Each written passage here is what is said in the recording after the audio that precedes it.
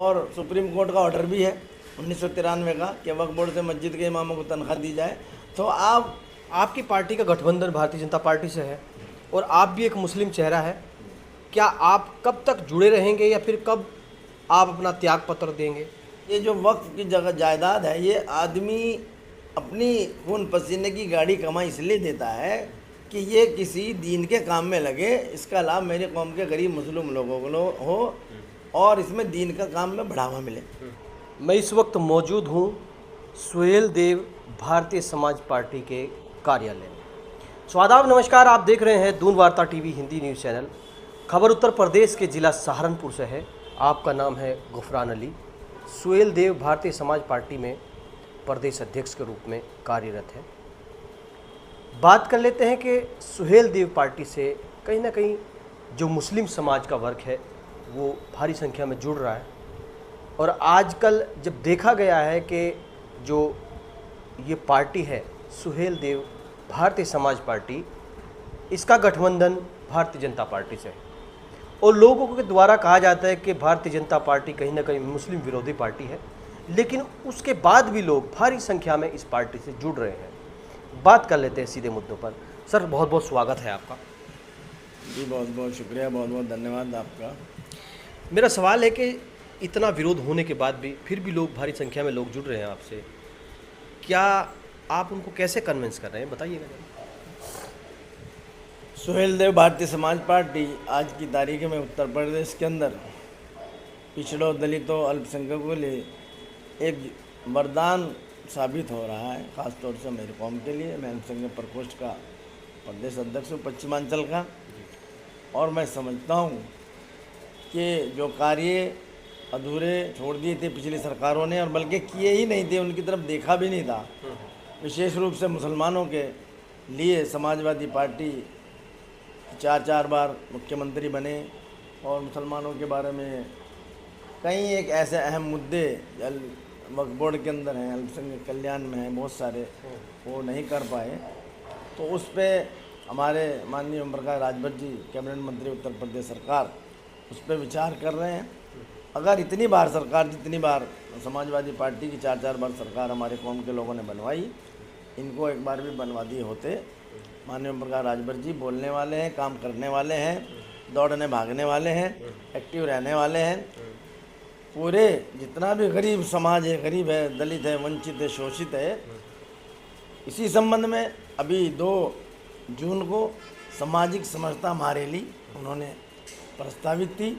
उसको गर्मी की वजह से और माननीय प्रधानमंत्री जी के अनुरोध कि भाई पेट्रोल की हालात को देखते हुए राष्ट्र निर्माण में सहयोग करने के नाम पर हमने उसको, हमारे माननीय मंत्री जी ने उसको थोड़ा आगे बढ़ा दिया है। जब तक हालात और बहुत अच्छे हो जाएंगे, और वो अब 31 जुलाई 2026 में होनी है सामाजिक समरसता महारैली। उसमें सारी कौम के लोग जुड़ रहे हैं, खासतौर से हमारे विशेष तौर से मुसलमान बहुत जुड़ रहा है। अभी 18 तारीख को उत्तर प्रदेश के अंदर लखनऊ में हज़ारों लोग जुड़े। समाजवादी पार्टी के लोग छोड़कर बस इसमें सुभाषपा में शामिल हो रहे हैं, बसपा के लोग छोड़कर सुभाषपा में शामिल हो रहे हैं, कांग्रेस के लोग छोड़कर माननीय मंत्री जी के उसमें विश्वास कर रहे हैं।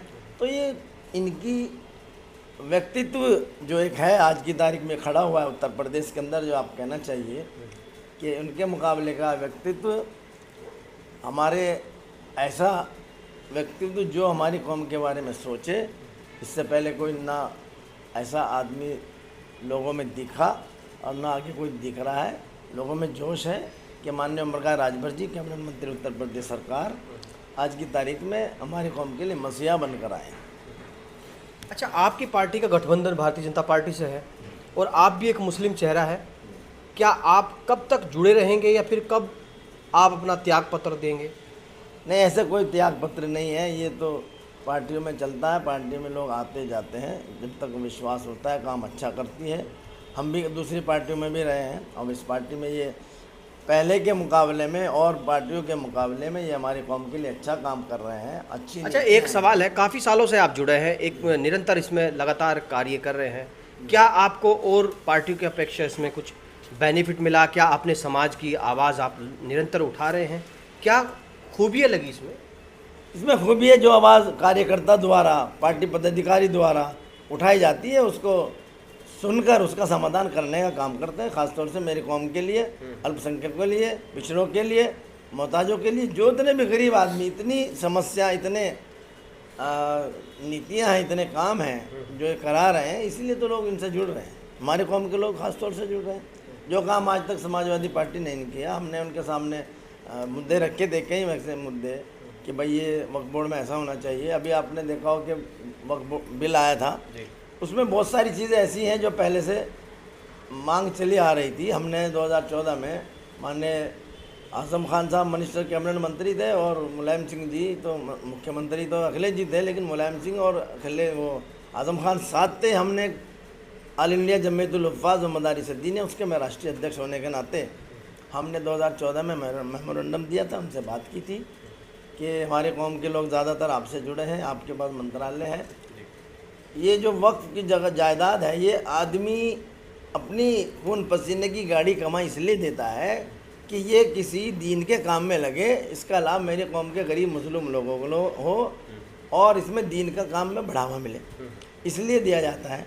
और हमने लिखा था उसमें कि दीन का काम सब जगह हो रहा मदरसों में, इससे ज़्यादा बेहतर कोई नहीं हो सकता। आदमी अपना घर बार छोड़ के मस्जिद में रहता है और मस्जिद के घर को आबाद कराने में अहम भूमिका निभाता है, नमाज़ पढ़ाता है, उससे बढ़िया आदमी कोई नहीं है। और सुप्रीम कोर्ट का ऑर्डर भी है 1993 का कि वक्फ बोर्ड से मस्जिद के इमामों को तनख्वाह दी जाए, तो आप मस्जिद के इमामों को तनख्वाह दी जाए। और कैसे दें उन्होंने कहा, तो हमने कहा जो लीज़ पुराने लोगों ने करोड़ों रुपए की जायदाद को हज़ारों लाखों में दे के दे रखा है, उससे नुकसान हो रहा है, उस लीज़ को ख़त्म किया जाए और मार्केट वैल्यू में उनसे किराया लिया जाए। इस वक्फ बोर्ड बिल में भी यही था, मार्केट वैल्यू पे किराया लिया जाए। और जो अवैध कब्जे हैं लोगों के, कब्जे वो वाले जो किराया दे ही नहीं रहे, जो अपने बना के बैठ गए, छोटी सी ली थी ज़्यादा बना दी और नहीं दे रहे, उलट रहे हैं, तो अवैध कब्जे हटाया जाए, ये भी एक इस बिल में था। भाई सरकार काम तो कर रही है, सरकार काम कर रही है, बगैर भेदभाव के कर रही है। मैं इसलिए नहीं कह रहा हूँ मैं इस पार्टी गठबंधन की पार्टी का जिम्मेदार हूँ, बल्कि आप देख सकते हैं कि जो भी जितनी भी योजनाएं हैं, जैसे राशन कार्ड है, राशन कार्ड में सबको राशन मिल रहा है, इसमें कोई भेदभाव नहीं है। मकान है प्रधानमंत्री रोजगार योजना के, वो सबको मिल रहा है, इसमें कोई भेदभाव नहीं है। हिंदू मुस्लिम दोनों को ही मिल रहा है, सबको मिल रहा है, इसमें कोई किसी का भेदभाव नहीं। मुसलमानों को मिल रहा है, हिंदुओं को भी मिल रहा है, सभी समाज के लोगों को मिल रहा है, तो इसमें कोई भेदभाव नहीं है। ऐसे बहुत ज़्यादातर केवल कुछ लोग हैं चुटपुइये जो गलत बातें बोलकर समाज में एक मैं आपकी बात रोकता हूँ, क्षमा चाहता हूँ। जो लोगों के मन में धारणा है कि अगर आपकी पार्टी का गठबंधन भारतीय जनता पार्टी से है और ये भारतीय जनता पार्टी को मुस्लिम विरोधी पार्टी मानते हैं, जबकि हालांकि सारा जो भी जितना भी स्कीम आती है, ये जो भी मोदी जी की साइड से जो भी लोगों के लिए आवास योजना हो या फिर राशन कार्ड की योजना हो या आधार कार्ड की योजना हो या फिर कोई भी अन्य योजना हो, सभी का लाभ बराबर सभी को मिलता है। तो आप मुस्लिम जो कुछ लोग हैं उनको ऐसा क्यों लगता है कि मुस्लिम विरोधी पार्टी है? ऐसा नहीं है। देखिए, जो विरोधी दल के लोग हैं वो तो फैलाती हैं, द्वेष भावना से प्रचार करते हैं और प्रचार करेंगे। दूसरे को दिखाना पड़ेगा कि मेरा प्रोडक्ट उससे बेहतर है, तभी तो आपको देखेंगे। आप बुराई नहीं करेंगे, समाजवादी पार्टी दूसरे बुराई नहीं करेंगे बीजेपी की, तो उनकी तरफ कौन देखे, कौन उनसे प्रभावित होगा। इसलिए कहीं चूक भी होती है, ऐसा नहीं है। लेकिन ऐसी केवल मैंने जो फील किया है, मैं पार्टी में हूँ और एनडीए गठबंधन की मीटिंग में भी जाता हूँ, केवल कुछ चुटपुइये लोग ऐसे हैं, वो ऐसे मुद्दे उठाते हैं जिससे आपसी भेदभाव पैदा हो, इससे तनाव पैदा हो, द्वेष भावना पैदा हो, इससे माहौल ख़राब हो। लेकिन सरकार उन पर अंकुश लगाती है, लगाने का काम कर रही है। पहले तो ढील थी, लेकिन अब मैं देख रहा हूँ काफ़ी दिनों से कई मामले ऐसे हो गए, उस पर बराबर सरकार तुरंत उस पर एक्शन लेती है और अब उन चीज़ों में कमी आने का काम हुआ है। ठीक है, लास्ट में मेरा सवाल ये है कि आपकी पार्टी के लोग हैं और अपनी पार्टी के लोगों को हमारे चैनल के माध्यम से कोई मैसेज देना चाहेंगे? मैं ये मैसेज देना चाहूँगा कि आने वाली जो 2 जून को जो ताल कटोरा स्टेडियम में सामाजिक समरसता महारैली थी, वो अब 31 जुलाई को कर दी गई है।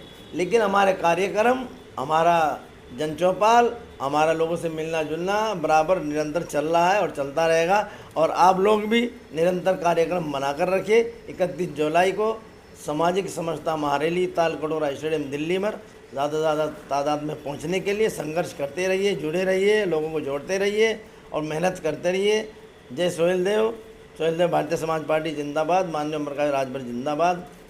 तो ये थे हमारे साथ सुहेल देव, भारतीय समाज पार्टी के प्रदेश अध्यक्ष गोफरान अली जी, सहारनपुर उत्तर प्रदेश से। तो फिर मिलूंगा किसी और नए मोड़, किसी और नए टॉपिक के साथ। तब तक आप बने रहिए हमारे न्यूज़ चैनल दून वार्ता हिंदी न्यूज़ चैनल के साथ। आप देख रहे थे दून वार्ता टीवी हिंदी न्यूज़ चैनल।